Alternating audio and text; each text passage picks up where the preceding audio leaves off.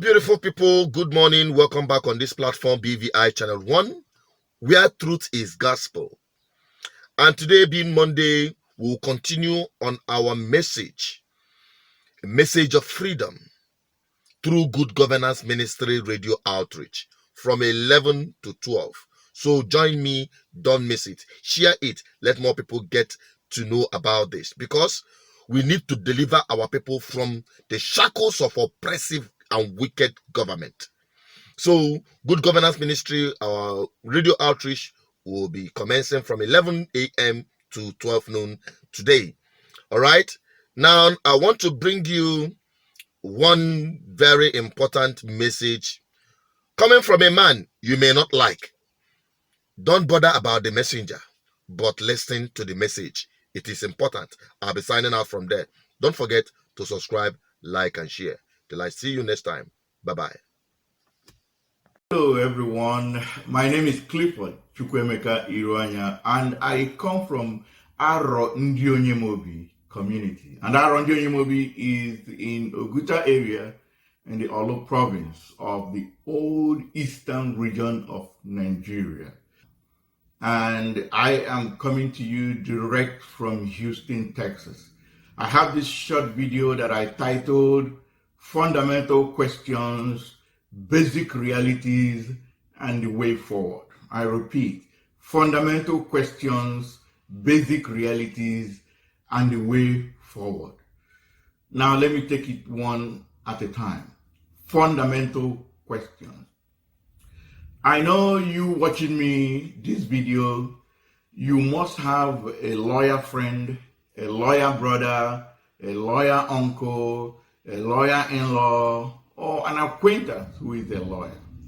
This video is, the first part of this video, which is basic question, is kind of an assignment to you. Please do me a favor. Go to your lawyer, acquaintance, brother, sister, uncle, whatever, and ask that lawyer this basic question. Number one, ask the lawyer, what is jurisprudence? Just in case the word sounds tongue-twisting, I can spell it for you. Jurisprudence.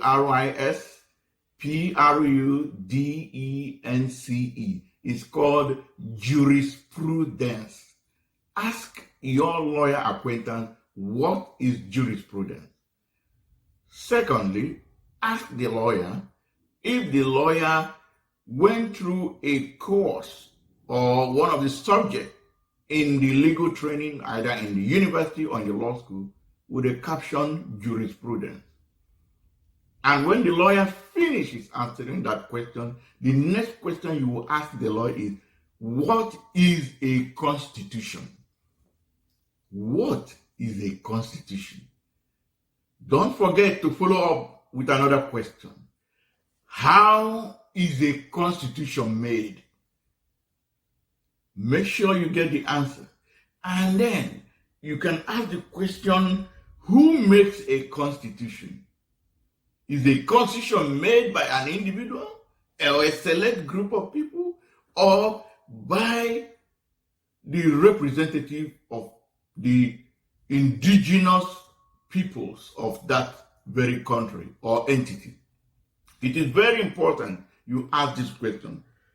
And then you now ask the final question. Say, after making the constitution, we started with what is a constitution, how is a constitution made, who makes a constitution. Now, after making the constitution, how is this constitution brought into effect? How does it start working? Because if you assemble a car or a machinery, there has to be a way you have to make it to start working. How does a constitution be brought, or how can a constitution be brought into existence? How does it take effect? Ask your lawyer, a friend, acquaintance, this question. And with this, I now say the following. If a constitution is not made by the entity that is supposed to make it, two, if a constitution is not activated properly the way it's supposed to be activated, and there's no need running around, beating about the subject matter. By a referendum or plebiscite, if a constitution is not activated by a vote, which is what referendum is all about, by a vote. 3, if a constitution is imposed via a military decree. 4, if a constitution is a resurrected document that was also military imposed 20 years earlier, like you had them do in 1999, they resurrected a document that was imposed by the military in 1979. Number 5, if a constitution has a forged signature or has forged signatures of the indigenous peoples of that country, then that constitution is a fraud. And every institution established by that constitution is a proceed of fraud, because you cannot have a goat giving birth to a lion or a pussycat giving birth to an antelope. It does not work. A fraud gives birth to a fraud. You cannot get a good thing out of a fraud. Therefore, a fraudulent constitution produces fraudulent institutions. I therefore say with every authority that what is now referred to as the National Assembly, that is the Senate and House of Rep of Nigeria, which is predicated, which is as a result of Section 48 and Section 49 of the 1999 Constitution, they are proceeds of fraud. Why?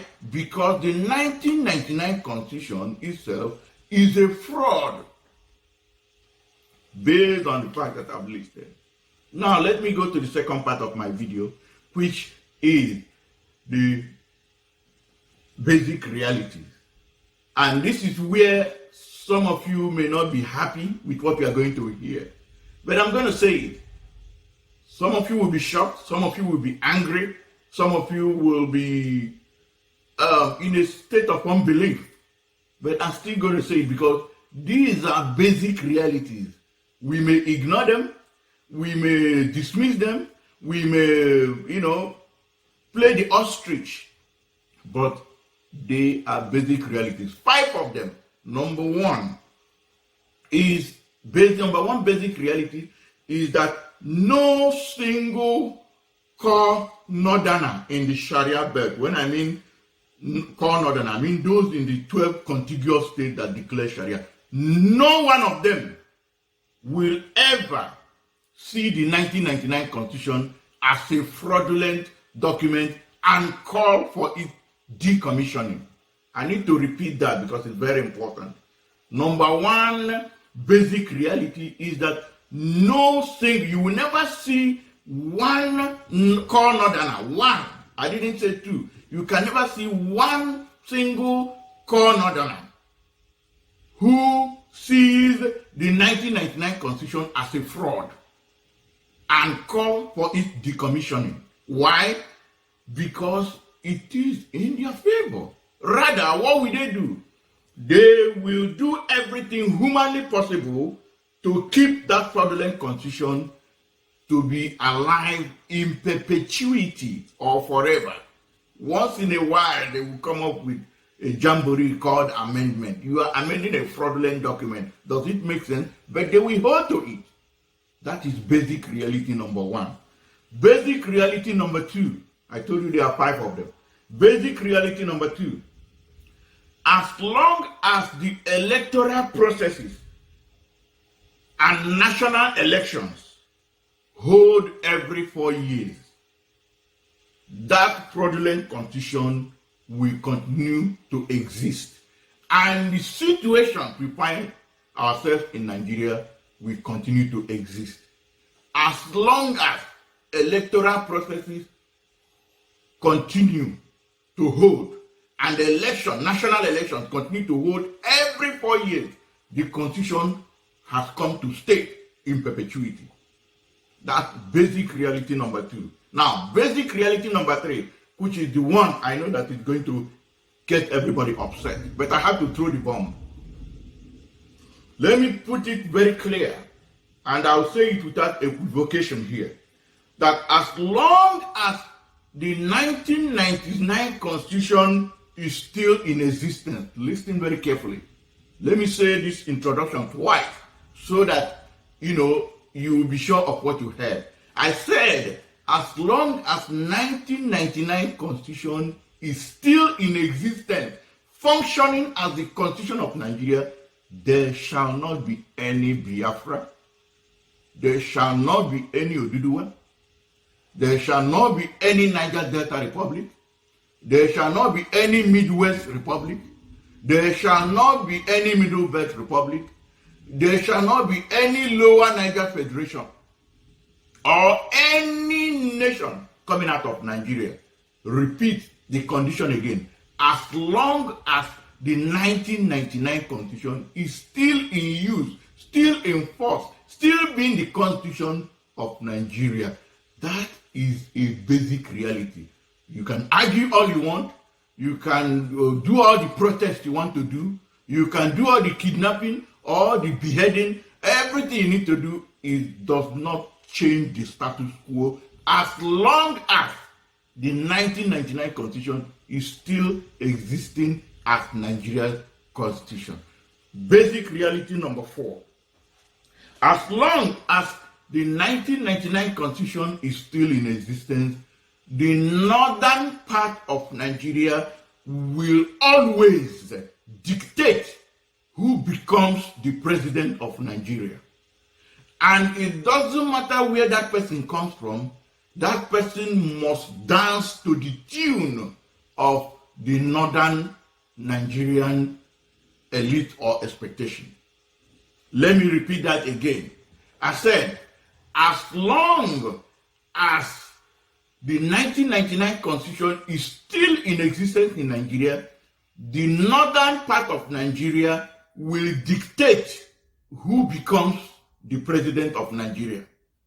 And it doesn't matter where that person comes from, that person must do according to what they want. That is a basic reality.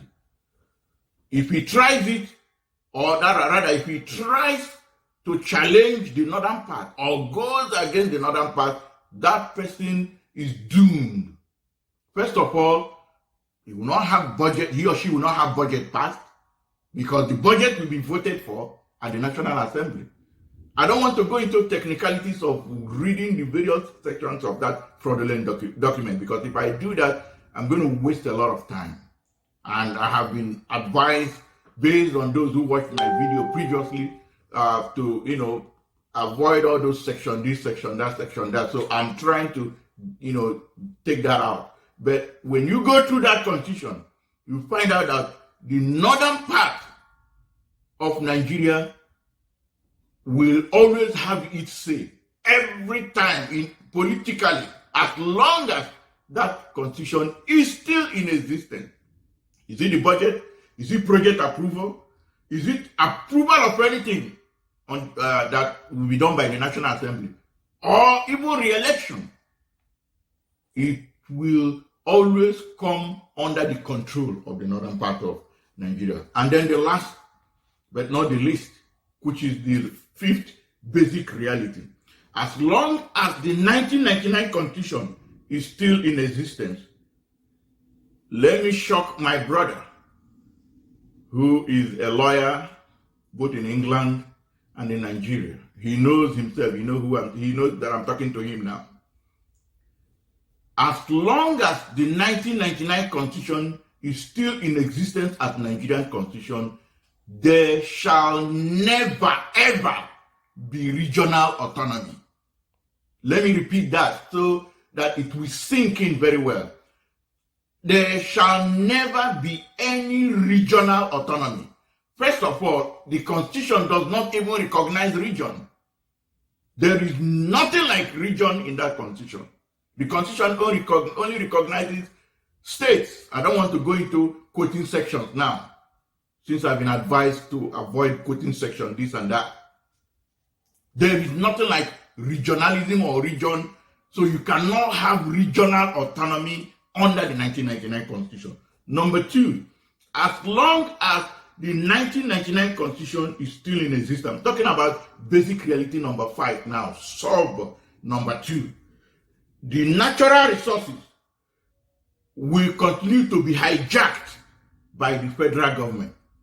You will have no ownership or authority over any natural resource in your area.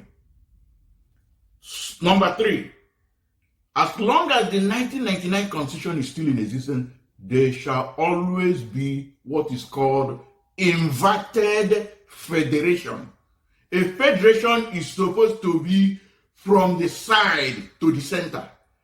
The side from the center. That is a true federation. That is why a federation is a union of constitutions. That's a constitution with a plural, S. A federation is a union of constitutions.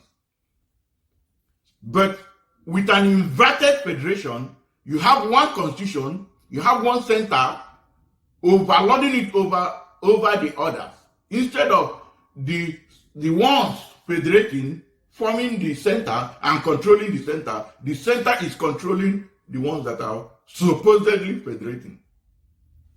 That's what continues to happen as long as the 1999 Constitution continues to exist as Nigerian Constitution.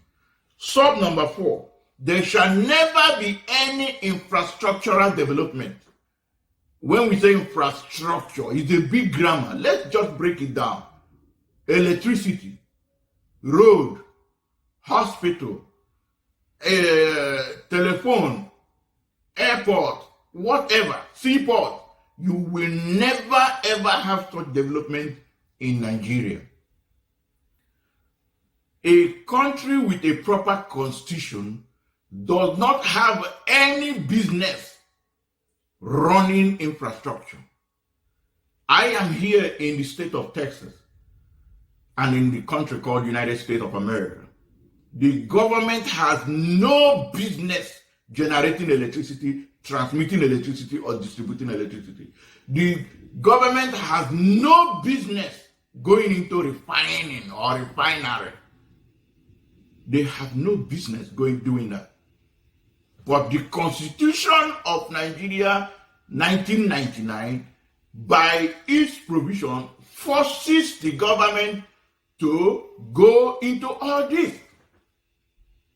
And you know how inefficient governments are all over the world. Talk more of the ones in Africa and the ones where you don't even have meritocracy, like in Nigeria. The second to the last one is that the federal government shall continue to meddle into industrialization, which is kind of linked to what I said earlier. They will continue to poke nose. Industrialization or building of industry is the business of private ownership. What the government does is to set the rules and the regulations. They monitor, they regulate to make sure it is environmentally safe, it is not cost prohibitive, and that there is no monopoly. That is the business of government. But the Constitution is forcing the government to go into industrialization or go into industry that is none of their business. And then finally, as long as the 1999 Constitution is in existence, corruption and crime will continue to be government policy, official policy. Why? Because there are several sections in the Constitution that backs up or support corruption and crime. We have had so much about the woes and the impact. Now, what is the way forward? Which is the last part of my video. It is just very simple. The solution to what we have is simple, just one sentence. And what is that? Decommissioning of the 1999 Constitution. Decommissioning may even be a big grammar, so you got to break it down. That is rejecting that constitution and throwing it into the dustbin where it belongs, because that document is a fraud. Look at it here. This is the 1999 Constitution. It's just a regurgitation. It's just a photocopy of what they did 20 years earlier in 1979 that Obasanjo used military decree to bring into fruition. And then they ended up calling it a 1999 Constitution by adjusting, making sure that they adjust, because then they had, I think it was 19 states. And by 1999, by brigandage and by military fiat, they created 36 states. They had to adjust it here and there. So what are we supposed to do? What is the solution? Is to decommission, to throw that document into the dustbin where it belongs. And that process is already on. I can tell you it's ongoing right now. How? Because on the 16th of December 2020, 3 different blocks of Nigeria, which I'm going to show you, you may zoom in on this. 3 different blocks. This block here, the middle belt, the southwest, which is the Yoruba, did I get it right? No, sorry, here. The Yoruba side is here. The Yoruba block, the middle belt block, and the old Midwestern and the old Eastern region, which they disingenuously called the South-South and the Southeast. So let's even go by their words, South-South and Southeast. They came together and known as the Lower Niger region. They formed an alliance, that is the Middle Belt, the Yoruba side, and the Lower Niger region. They formed an alliance called NINAS, Nigerian Indigenous Nationality Alliance for Self-Determination. And that is what you have here, if you can zoom it here, which is this place that is a little bit gray, separate from this place called the Sharia region. This is the 12 contiguous states. They have already seceded. They have removed themselves from Nigeria. They are just attaching themselves illegally and taking our resources. This part is no longer part of Nigeria. Why? Because it is a region that is governed by Sharia law. There is no neutrality of religion. You know, this is a religion-based country. It's a country of its own now.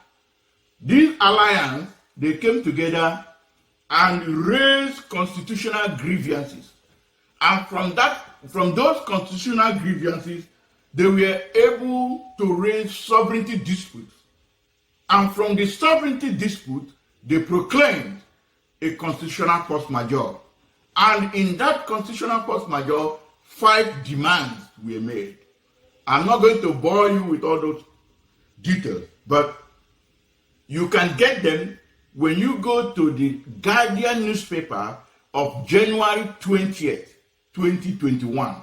Guardian newspaper, January 20th, 2021.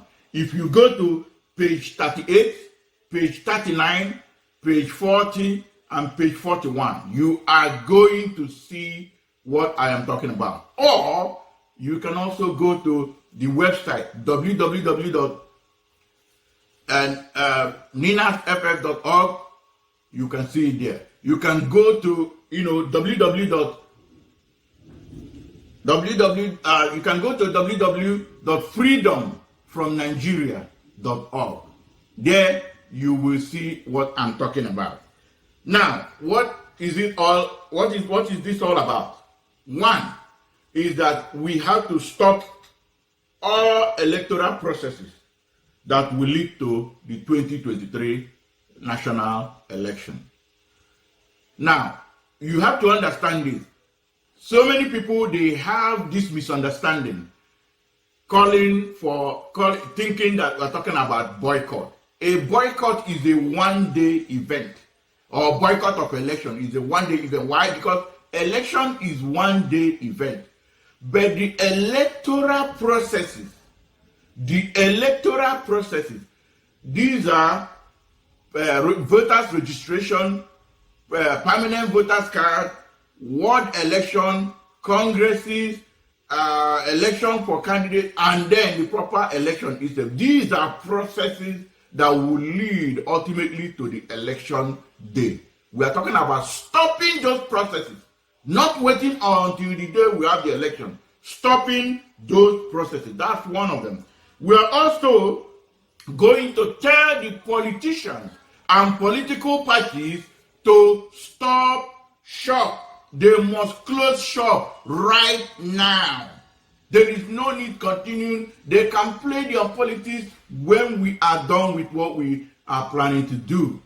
They should close shop right now.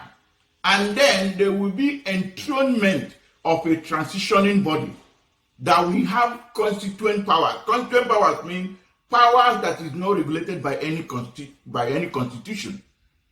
And that also include that transitioning body will conduct regional referendums. I have to really draw this word and emphasize on it, because there are two types of referendum. You have a national referendum and a regional referendum. Here we are talking about regional referendum. In other words, we're going to have referendum in this region, referendum in this region, and referendum in this region to ask them if they want to continue with the Nigerian Union or if they want to stay on their own. This transitioning body will conduct that referendum. And it is based on the results of that referendum that the next step will now follow in terms of organizing and articulating new constitution for those who want to be on their own and for those who want to federate, who want to combine and stay together. So that is the way forward. Decommissioning the fraudulent 1999 constitution and supporting the NINAS Alliance, the Nigerian Indigenous Nationality Alliance for Self-Determination, to make sure that there is a transitioning body after stopping the electoral processes, have a transitioning body that will conduct regional referendum for a stay or a leave decision. You have to be a stay or a leave. That is my short message today, again titled Fundamental Questions, Basic Realities, and the Way Forward. Thank you very much, and God bless you all.